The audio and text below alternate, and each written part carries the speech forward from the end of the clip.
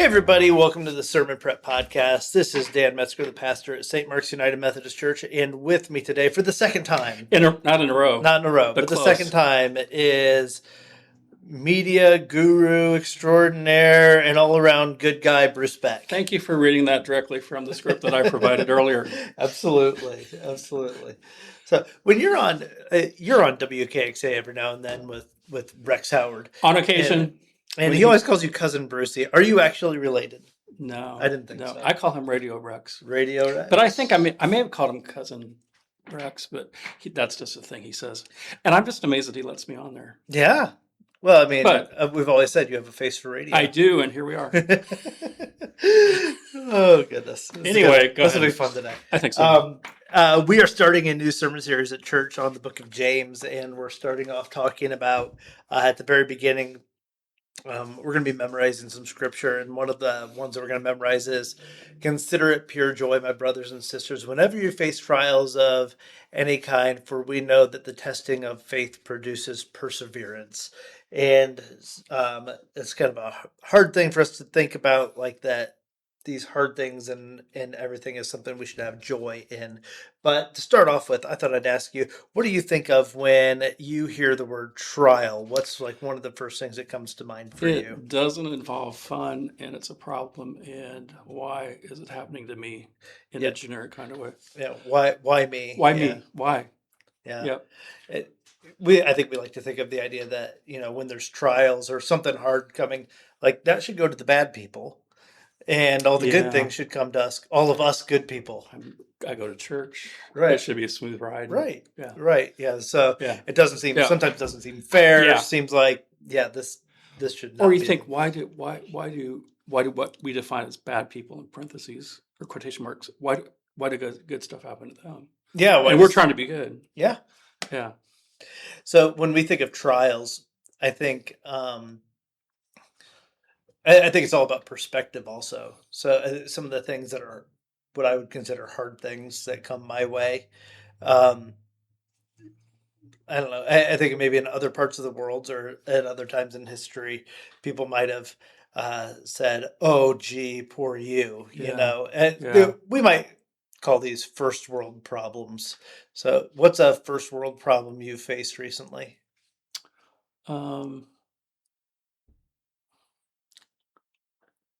Can I talk about the soundboard? Sure. We used to just not live stream, and we have been for a number of years. And we've had the old soundboards, and we have a digital soundboard now. And like getting that all processed and set up, fine tuning things. When something goes wrong, or if I miss the slide transition or something, right? It's like the slides. The slides aren't working. But there are tribes, people in remote areas that don't have access to regular church services. Sure. They don't have access to printed materials.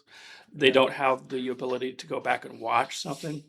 So I think we can be very thankful that we are blessed to have those things. Oh yeah. But when something happens, it's like, yeah, crap. Can I give you a way less theological first world problem I've faced recently? Yeah. So because it's been summertime and it's been some of these weeks have been pretty warm.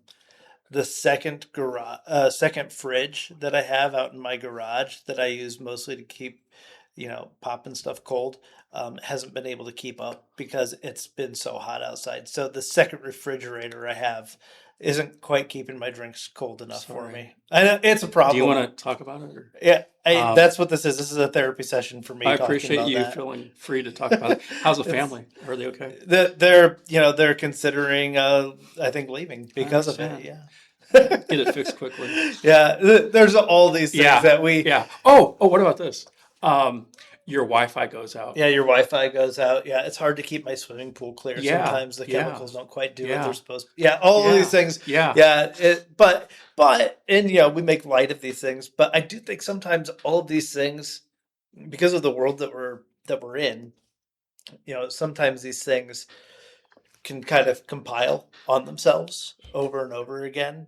And another one that we've had recently that yeah, it's a first world problem, but it's really kind of started getting to us is we have just I feels like we've gone through vehicle maintenance issue after maintenance issue after maintenance I issue. remember you were driving your Oh my dad's goodness. truck. Yeah, I'm right now driving Holly's great grandma's car because it's just we've had to like switch around vehicles because it seems like there's something going wrong with every single one. Yeah, Yeah, I'd been driving my dad's truck. Well, the water pump went out in that. So it's like, yeah, like why do yeah, bad things happen to good people, Bruce? yeah. Why do I bad wonder. Good question. So we go through all these trials, we go through all these things, and they can compile on them, and you can find yourself like I think in a really hard place Oh, woe when is me. yeah, a very woe is me kind of thing. And I think a part of what James is trying to tell us in in his letter, as he started it off, he says, "Consider it pure joy whenever you face trials of any kind, because it's going to produce the testing of your faith produces perseverance." So there's something on the other side. There's something that it's going to eventually get you to. It doesn't say to necessarily be happy when you're facing all of your trials. It says consider it that. Consider Yeah, it yeah, joy. Yeah. like, hey, be thankful that this is happening. Be joyful that this is happening, even though I'm probably not going to have a smile on my face, No. because it is supposed to take us to a more maturity, a more complete version of who we're I supposed was to be. thinking when you texted me earlier and along these topics, you have something bad happen and you have your response and you have how you approach it. And it's like, you can think, why me? Or you can think, what can I learn from this? Yeah. How can I use Hmm. this to be a blessing to others? Yeah. It's just temporary. It's not going to last forever. Yeah, and I think that's the exact perspective. And I would even take it a step farther than that and say maybe a part of it is, all right, God, who are you going to make me into through all of Who are this? you becoming? Yeah, who are Yeah. like how are you molding me and shaping me? Yeah. Not that God is doing these bad things to you so that something more can come out of it, but that God takes all of these things and redeems them somehow. And it's not a punishing thing from Hmm. God. It's just life. Yeah, And life yeah, happens. exactly. And God, and in the midst of those hard things, I think God forces good to come out of it. He squeezes good out of a thing that looks like there's no possible good that could come out of And I it. think if you're thankful, you consider all joy, how you're thinking about it shapes your response to it. Yeah, I think that's absolutely true. I'm going to share this story a little bit on Sunday. Um, but there's a pastor friend of mine. Her name's Lizzie. I just heard her speaking at a conference earlier this week, In and Columbus? yes, I was down in Columbus. Lizzie's originally from the Texas Mexico border. Her grandma lived in Mexico, and she was telling the story about her grandma. When her grandma was coming to the end of her life, so the way hospitals worked in Mexico, uh, if you go into the hospital in what we would consider like hospice care, Hmm. it's generally kind of one large room, and there can be like 8 different people in there, Really? and your family really is who comes and takes care of you and that Oh, kind of thing. wow. So when she was getting to that point, her grandma was like, "All right," like she was excited to get there because. She's like, because I will be in a room full of people who are dying, and I'll get to tell them about Jesus just before they die. Like she Wow. was like excited that like I don't know if she forgot that she was also Yeah. in that in that category of people, but she's like, no, I need to get there so that I can talk to these people about this stuff. Like this That what completely reframes it. oh completely reframes it. I mean, what a different perspective of you know how do I take this hard thing and do something beautiful out of it? Uh, Paul, when he's writing Philippians and he says, "Rejoice in the Lord always." Again, I say rejoice. He's writing that from prison, Yeah, and he's writing he it, and was. he's able to say that I think because he's like, "Hey, I'm here, but man, what a cool opportunity I have right now to witness to these guards." Yeah. And we generally, I think that takes a certain level of Christian maturity to get to that point where even where it's not just I can look back on it now and see something good, but even in the midst of the hard thing, being able to see what good God might be forcing to come out of this, or what opportunities for good Yeah. can come out of this. And how you frame it, um, are you looking back at yourself in the trial? Or are you looking up towards God and out towards others, Hmm. and what it can do for your life and how it can change you. Yeah. I wonder, so have you ever gone through something that looking back now, like in the middle of it, like that was not fun at all? But can you think of looking back at now something hard that you can say, hey, God used that thing for good? I think one thing is losing my family Mm, across time. yeah.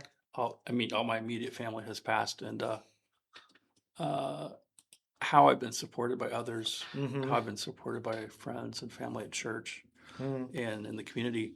Um, I have a sensitivity and empathy for others, and to be an encourager and to listen mm-hmm. and sympathize with just in loss in general. Yeah. Oh, I think that's beautiful. I mean, to be able to see that now, I mean, obviously, like, I don't think God was ever like, hey, let's take his family members from him so that he can Yeah, be more empathetic. But that God takes those things and says, all right, but I'm going to transform you and do something to you through that. yeah. Yeah, I think that's beautiful. I think one thing for me was, and this is kind of it's almost becoming a cliche thing and an easy thing to point back to, but COVID. Mm, COVID, yeah. Oh obviously a yeah. bad time, obviously a hard time. I think I became a much better pastor during COVID. Um, During the hard things, it forced me to um, You came just up with new be. things Yeah. and Oh, ways to outreach. yeah. I mean, I it remember. forced us to do that, um, and also just kind of reframe my perspective and like so. There's this joke that pastors say behind closed doors, where we always say, this job. Being a pastor would be great if it wasn't for the people, and which which we say very tongue in It's cheek, not by the behind the way. doors now. It's not, I know I just put that out there for Yeah, great. sorry for that, but I think you know what we Oh mean about yeah, that. You know yeah, that it can yeah, sometimes be really difficult, yeah, and I actually got to pastor without the people for a period yeah. of time, and not that that was a great thing, and of course I miss people and relationships and all of that stuff. But Hmm. it changed me. It changed my perspective. It allowed me to lead in a different way. I think I became a better pastor during COVID, and that I'm still trying to become a better pastor every day. But I learned some things about myself and about self care and about just how to communicate with others, different ways to communicate with people. I think a lot of good things came out of that. Even just a small silly thing, we figured out technology in a way that we hadn't before. Started live streaming our services, and we still have people now who are benefiting from that, who are maybe shut-ins or in nursing homes or whatever it might be, Yeah, who are still benefiting from that, yeah. from these things that we learned and we started doing that. I And don't know if and we'd it have was done if we hadn't been forced. probably not, maybe not. Yeah, Yeah, yeah, and it was rapid. it You're right. was. Yeah, Yeah. So, so why do you think our first instinct is to ask why me instead of God? What are you doing? because it's personal and you're engulfed in it and it's surrounding you, and you look at the trial Mm-hmm.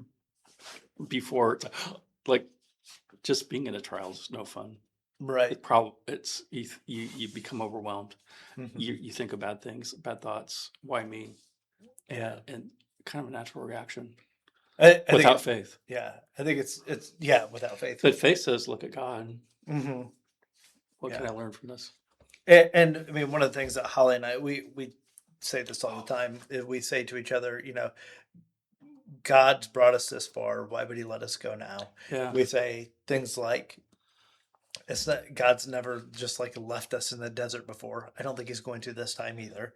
We yeah. like it's trying to remind ourselves of that faith in the midst of the trials. And one thing I've done weddings with you, and I've done Oh funerals, yeah, and one of the things, and it's about hmm perspective again, is one of the things that you say at a funeral. The the worst thing is ever the last last thing. thing. Yeah, Yeah, yeah. You'll probably hear that quote again this week. yeah, Yeah, I mean that's part of what part of what we believe is that, if we're in the midst of the worst thing, it must not be the last thing Yeah. because it hasn't been redeemed yet. And everything gets redeemed. And even when we take our last breath, that's still only going to be the second to last thing. It's not the last thing. Yeah. Because the next thing is going to be being in the presence of Christ. And um, so, yeah, we can continually have that perspective. That's a part of what we trust. I wonder. So I was thinking about in the middle of all this. The country song. I think is Garth Brooks who did it. It's like I thank God for unanswered prayers. Mm-hmm. I think that there's sometimes where we're even in the midst of things and we're like, I can't believe this is going on. That this hard thing in my life is happening, or that this. I think the song talks about. Like, I can't believe this girl broke up with me, or Yeah. whatever. But then it's later on. It's like, oh, there's something so much better over Yeah. here on the other side Yeah. that I wasn't anticipating. That I didn't even know was going to be possible. We can't think that it would even happen. Right. Like, I know there's some illustration, like a little girl's holding up some bear or something, and like she doesn't want to give it up, but God has a bigger teddy bear. God's got like the giant teddy bear behind his back. Yeah. He's like, we don't you gotta let go of that one first to be able to have this one. Yeah, I think there's some times like that in life where it's our perspective is so in that moment. I mean, I can remember times, when it was evident that like, oh, maybe my time's coming to an end at this particular church or doing this particular thing, and like feeling defeated almost, but then not realizing that, oh, well, there's something even greater in store, like coming down the pike that's gonna be even better, or thinking like, oh, I was gonna hire this person but now they can't come, but then this other person came available. It's like, oh man, I wouldn't have been able to bring them on staff if it was if it wasn't for this. So there's all those different kinds of things that tend to happen, that that our perspective, I think, is sometimes so small, that sometimes I think we do. We thank God for these unanswered prayers now. Like, thank you for not doing that when I was like begging and pleading with you to fix it in a certain way, and you had something even greater in store. What about He will bless you abundantly beyond what you can even think? Yeah, but beyond what you could ask or imagine. Yeah. And I think that that's absolutely true. We're not going to have a whole lot of time to get into this right now, but one of the things we're also going to talk about this week that James talks about, he talks about trials. Trials are things that like happen to us, but then there's also temptations that kind of well up from within. And do you think today in the 21st century here in the United States, do you think it's that there's more temptation? Is it just different temptations? Do you think it's harder now than it's ever been? Is there more out there than what there used to be? I think temptation is increased in that it's more available. Yeah. In that the internet, things on the internet, TV, different media, access is just instant. Betting, whatever. Oh yeah, it's all right at Gambling, your fingertips. Right at your fingertips. Yeah. You don't have to like go find a bookie somewhere. No, you can get on your phone. You can do a Google search and find a bookie. Right. Yeah. And there's So I think that maybe there is some that gets more at our fingertips than what it ever was. And it can be hard for us to. There's this Lutheran pastor, I forget his name off the top of my head. I'll look it up and I'll talk about him on Sunday. Okay. But you still have time I got a little bit of time. But he talks about this moment of the maybe in temptation. Like, instead of, like you've been saying no to things all the time, and then you go, maybe. Maybe no one else will notice, and you leave the door open just a crack. I remember your sermon on it just takes one step at a time. Yeah. Until somebody's completely ruined. Yeah, and by the choices. Like, it's one little thing, and then that little thing becomes the next thing, and you become numb. Yeah, and James kind of talks about this, and the way that he talks about it is this idea of like, he actually talks about it in terms of like a gestation, like a child being born. It says, it's a small thing, but then, you allow it to And grow, then and you then water it you end up giving birth to and the you sin, nourish and it sin gives birth to death, and and it's destruction.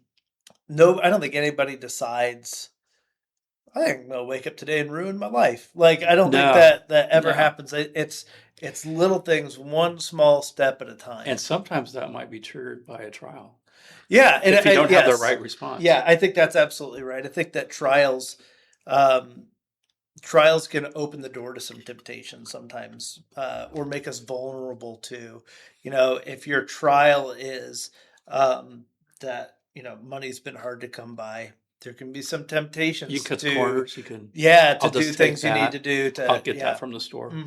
Yeah, all of that. Can I tell you Yeah. something?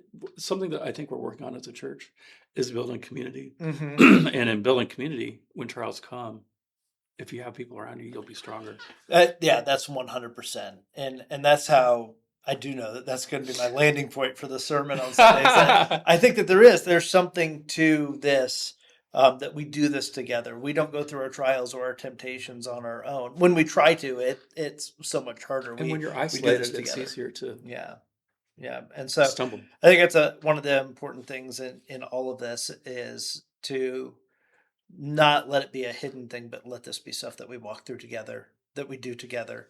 Um, we're over to this is gonna be the longest podcast episode yet. I'm That's sorry. okay. I'm sorry, listener. Don't turn it off I'm yet. I got a here good and story for I'm you. here until I'm not.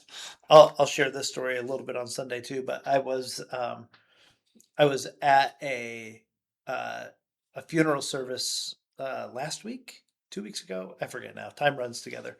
Um, and it was at a Catholic church. And the funeral, it felt like it was almost going to get delayed because there had been beforehand, there had been, I think it was on a Saturday, there had been like a Saturday morning mass. And after mass, the line immediately formed at the confession booth. And, and so before the priest could do the funeral service, had to hear confession first. And I was like, how do you? And so I got to talk to him a little bit afterwards. I was like, how do you switch gears Mm, from, like, that has to be so heavy being in like all these people coming in and emotional. unloading all of this stuff, like Yeah. all of this sin and this pain and this hurt and this guilt and all of these things. Like I said, isn't that just super heavy? He says, absolutely not. It is. He's like, there is so much freedom in that booth. Like it's not a place of heaviness, it's a place of lightness where A people, release. yeah, where people are releasing the stuff, and there's forgiveness and there's grace and there's And mercy, even and saying things out loud. and yeah, and he's like, and even just saying things out loud to somebody sitting behind a wall, with a little window between you. And that's a part, I know we don't practice that as United Methodists very well, but we're still, the same scripture applies to us, that we're supposed to confess to one another and bear our burdens with one another. That's a thing that we're supposed to do, and there's something about that when we carry these things together. When we say to one another, "Hey, I need help with this. I'm struggling with this. Keep me accountable in this." It helps us get through these trials and these You temptations. know, just saying things out loud. In hmm grief share this last year, I was in Oh grief yeah. share, and I shared a couple of things with the group. Even though my family's been gone for a number of years, um, just saying a couple of things out loud to a group and acknowledging the pain inside. hmm Just It's I freeing. was Yeah. buoyed. My spirit was lifted, and still hmm I'm still lifted today. Can I share Yeah. one thing? Yeah. Go ahead. Um, I think the main thing was across time. My dad passed in '82, and then my mom passed, the last family member, in 2014. But I always felt weird, like different, because like my friends would say, "I'm going over to see my mom and dad," Mm-hmm. or "I'm going to go do this with my brother or sister." Mm-hmm. I just felt weird and outcast, and I said that, and I've mentioned it, but saying in that group and the Mm. support I got, Yeah. just and if I can share the other Yeah. thing, when my mom passed, she was alone at the nursing home, Mm. and I felt so bad that I'd let her down. She was always there. She was at present at every other family member's passing, Yeah. and I've hurt because the one that had been most self-serving was alone, and I always felt bad. It's like just from the support, like it's in God's timing. He was there with her. It's not my responsibility. If I could have been, I mean, if I would have been Yeah. there, but just letting those things go and naming them just Mhm. released my spirit. Yeah, and that And it I was a think healing. it's yeah, absolutely, and yeah, it takes others, and so that's why a part of our scripture that we're going to memorize this week. It starts off with the phrase "brothers and sisters." That Family. and he's not the scripture and talking about going through trials and talking about going through temptations. He's not talking to you going through it alone. He's talking to us as a group and how we're going through things together. And I think that that's so important as we face really hard things in life that we find ways to do it together. So, And the enemy wants us to be alone. yeah. Oh, the So we're enemy not wants. in community. We talked about that the week before: isolation and Yeah. independence, and like trying to do things off on The our Lone own. Ranger. Yeah, and that's not how it's meant to be. No. So, well, thanks, Bruce. Thanks for having me. Absolutely, and thank you for sticking around with us. And we'll see you next week on another Sermon Prep podcast.